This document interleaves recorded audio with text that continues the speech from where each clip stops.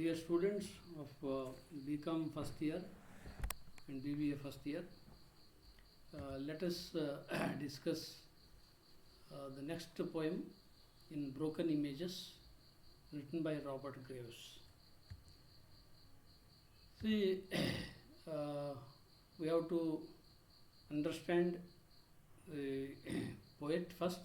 We have to know something about the poet first, and then we have to know the meaning and the theme of the poem. So let us know something about the poet first. Robert Graves is an English poet, and he is not only a poet, a novelist and a critic. Robert Graves ಒಬ್ಬ famous English poet ಅಷ್ಟೇ ಅಲ್ಲ, ಅವನೊಬ್ಬ novelist ಹೌದು, ಕಾದಂಬರಿಕಾರ, ಮತ್ತು ಒಬ್ಬ critic ಹೌದು, ವಿಮರ್ಶಕ. He is known for his translations as a prominent translator of classics in Latin and ancient Greek texts. ಅವನು ಟ್ರಾನ್ಸ್ಲೇಷನ್ಗೆ ಕೂಡ ಹೆಸರಾಗಿದ್ದಾನೆ.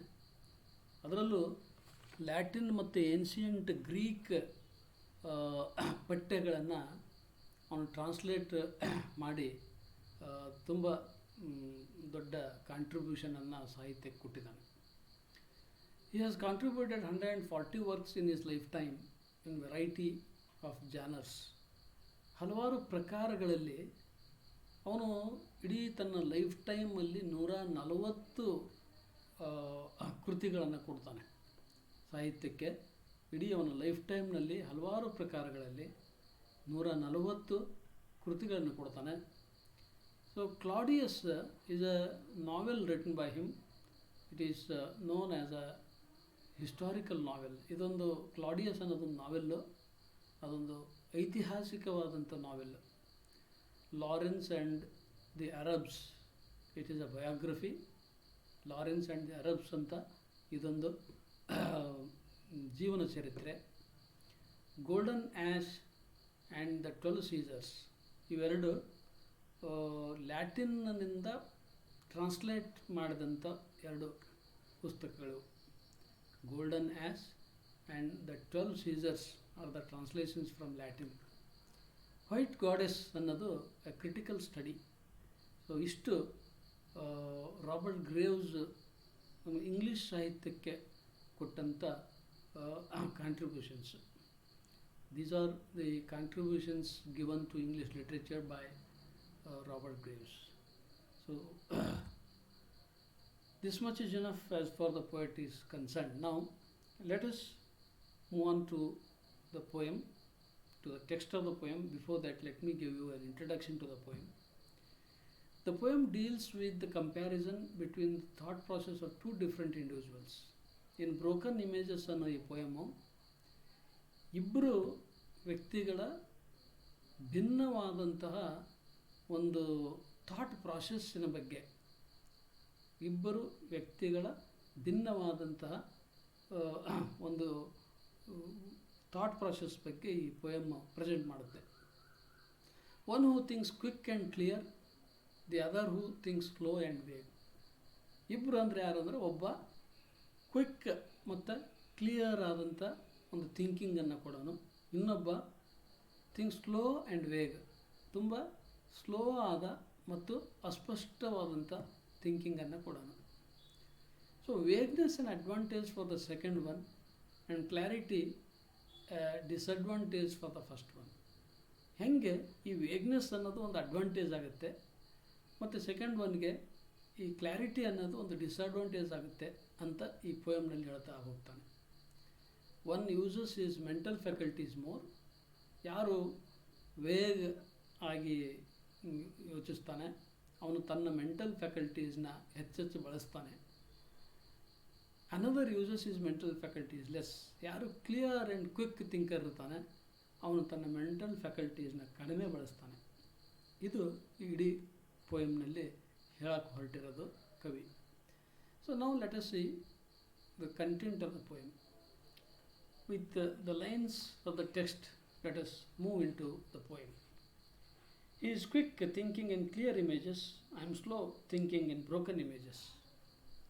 Here the speaker is one thinker and there is another, the third person, he is a quick thinker on clear images, but the speaker is a slow thinker in broken images.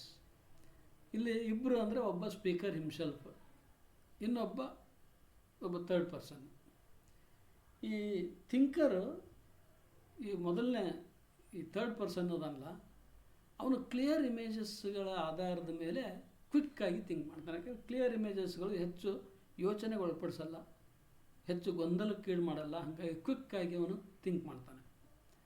ಆದರೆ speaker broken ಇಮೇಜಸ್ಗಳ ಆಧಾರದ ಮೇಲೆ think ಮಾಡ್ತಾನೆ, ಹಾಗಾಗಿ ಇವನು thinking slow ಆಗುತ್ತೆ. ಇವನು broken images ಮೇಲೆ think ಮಾಡೋದ್ರಿಂದ ಇವನು ಥಿಂಕಿಂಗ್ ಸ್ಲೋ ಆಗುತ್ತೆ, ಆದರೆ ಕ್ಲಿಯರ್ ಆಗಿರಲ್ಲ. He becomes dull trusting to his clear images. I become sharp mistrusting my broken images.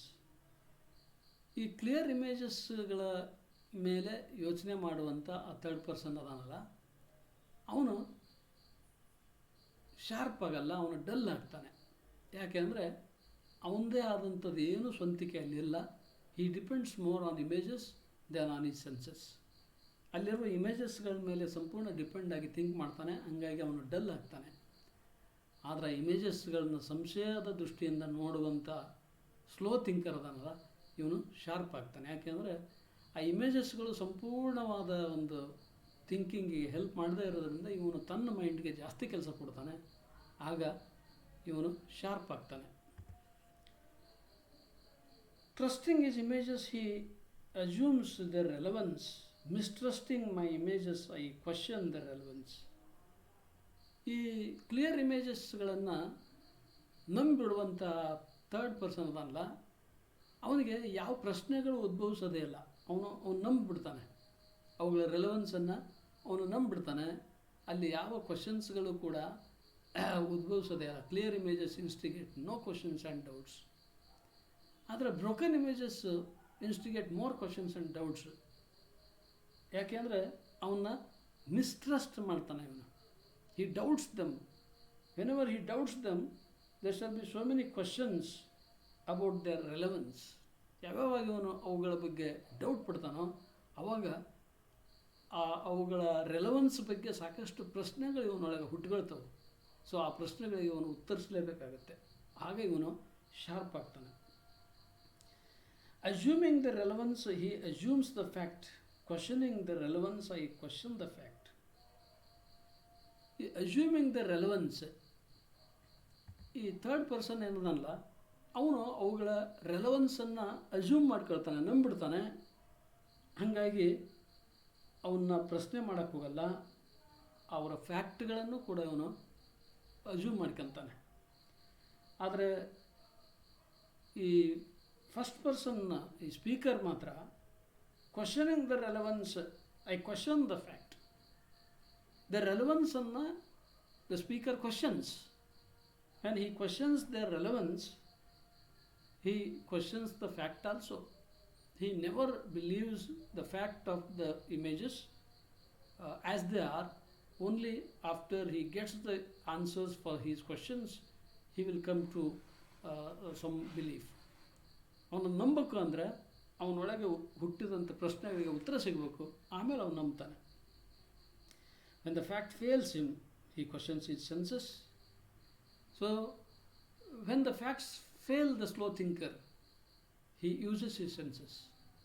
ಆ ಫ್ಯಾಕ್ಟ್ ಇವನಿಗೆ ಒಪ್ಪಿಗೆ ಆಗುವಂತಹ ಅದಾಗದೆ ಹೋದರೆ ಆಗ ಇವನು ತನ್ನ ಇಂದ್ರಿಯಗಳಿಗೆ ಮೊರೆ ಹೋಗ್ತಾನೆ, ತನ್ನ ಸ್ವಂತಿಕೆಗೆ ಮೊರೆ ಹೋಗ್ತಾನೆ. ಆ ಸ್ವಂತಿಕೆ ಏನೆಲ್ಲ ಇವನಿಗೆ ಯೋಚನೆ ಮಾಡೋದಕ್ಕೆ ಅವಕಾಶ ಮಾಡಿಕೊಡುತ್ತೆ. So quickness and dullness go together in clear images. When the fact fails me, I approve my senses. He continues quick and dull in his clear images. Third person, he depends upon clear images. That's why he is quick in thinking. At the same time, he becomes duller and duller. I continue slow and sharp in my broken images. But the speaker uh, depends upon the broken images. That's why he thinks slow. He continues to think slow, and at the same time he continues to be sharp and sharper. ಇವನು broken images ಮೇಲೆ depend ಆಗಿ ಯೋಚಿಸ್ತಾ ಮುಂದುವರಿತಾನೆ. ಹಾಗಾಗಿ ಇವನು sharp ಆಗ್ತಾನೆ ಮತ್ತು slow ಆಗಿ think ಮಾಡ್ತಾನೆ. ಅವನು ಫಾಸ್ಟಾಗಿ ಥಿಂಕ್ ಮಾಡ್ತಾನೆ ಆದರೆ ಡಲ್ ಆಗ್ತಾನೆ. ಇವನು ಸ್ಲೋ ಆಗಿ ಥಿಂಕ್ ಮಾಡ್ತಾನೆ ಆದರೆ ಶಾರ್ಪ್ ಆಗ್ತಾನೆ. So finally he is in new confusion of his understanding. That quick thinker who is dull because he depends upon clear images, he will have a new confusion of understanding. ಅವನಿಗೆ ಒಂದು ಅಂಡರ್ಸ್ಟ್ಯಾಂಡಿಂಗ್ನಲ್ಲೇ ಹೊಸ ಒಂದು ಗೊಂದಲ ಸೃಷ್ಟಿಯಾಗುತ್ತೆ, ಒಂದು ಕನ್ಫ್ಯೂಷನ್ನ ಉಳಿಯುತ್ತೆ. But the speaker will have a new understanding of confusion. ಅವನಿಗೆ ಆಗುವ ಗೊಂದಲದೊಳಗನೆ ಒಂದು ಹೊಸ ಅಂಡರ್ಸ್ಟ್ಯಾಂಡಿಂಗು ಇವನಿಗೆ ಲಭ್ಯ ಆಗುತ್ತೆ. ಯಾರು ಬ್ರೋಕನ್ ಇಮೇಜಸ್ ಮೇಲೆ ಡಿಪೆಂಡ್ ಆಗುವ ಸ್ಪೀಕರ್ಗೆ ತನ್ನ ಗೊಂದಲದಲ್ಲೇ ಒಂದು ಹೊಸ ಅಂಡರ್ಸ್ಟ್ಯಾಂಡಿಂಗು ಕ್ರಿಯೇಟ್ ಆಗುತ್ತೆ. So one depends upon outside elements, the other depends upon his senses. ಅಂದರೆ ಆ ಕ್ವಿಕ್ ಥಿಂಕರು, ಆ ಡಲ್ ಥಿಂಕರು, ಅವನು ಬರೀ ಆ ಇಮೇಜಸ್ಗಳ ಮೇಲೆ ಡಿಪೆಂಡ್ ಆಗ್ತಾನೆ. ಆದರೆ ಈ ಸ್ಪೀಕರ್ ಇಮೇಜಸ್ಗಳೊಂದಿಗೆ, ಅದು ಬ್ರೋಕನ್ ಇಮೇಜಸ್ಗಳೊಂದಿಗೆ ತನ್ನ ಸೆನ್ಸಸ್ಗಳನ್ನ ಹೆಚ್ಚು ಡಿಪೆಂಡ್ ಆಗ್ತಾನೆ. ಹಾಗಾಗಿ he will become sharper. So clarity, here we can understand one concept, that clarity limits the possibility of meanings.